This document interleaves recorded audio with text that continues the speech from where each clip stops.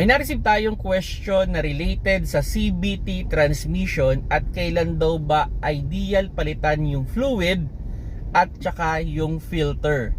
Hello mga paps, I'm Kuya Shane, and on my own recommendation, ang pinaka-early niyan is 2 years or 40,000 kilometers. Kung ano man yung mauna doon, kung 40,000 or 2 years. We can extend, yes. Actually, may mga natanong ako na kaya daw up to 80,000 kilometers.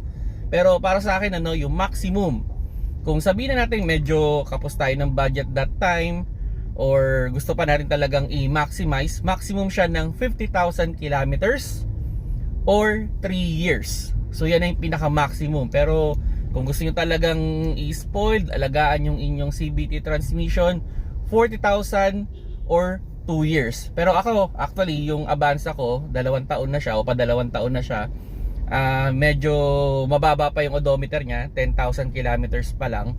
So I decide na maybe sa 3 years ko siya papalitan ng CVT transmission. Now, itong Avanza ko, it's already 47,000 kilometers. So hindi ko pa pinalitan yung transmission fluid dito. Pero ano pa lang kasi to 1.5 taon pa lang.